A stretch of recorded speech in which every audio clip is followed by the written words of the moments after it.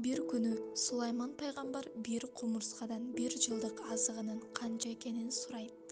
Кумурска буудайдын bir дааны деп жооп берет. Анын жообу туура же туура эмес экенин тактап көрүш үчүн Сулайман пайгамбар кумурсканы айнек шишеге bir дан менен кошо салып, аба кире ала турганчалык тешик калтырып бекитип салат. Туура bir жыл күтөт. Мөөнөтү бүткөндө шишени ачып караса, кумурска дандын жарымын гана жептир. Эмнеге жебеди болду экен деген кызыгуу сартып, кумурскадан мунун себебин сураганда төмөнкүдөй жооп берет. Мурда менин рызкымды Алла Таала берчү. Мен ага ишенип данды толугу менен жечүмүн.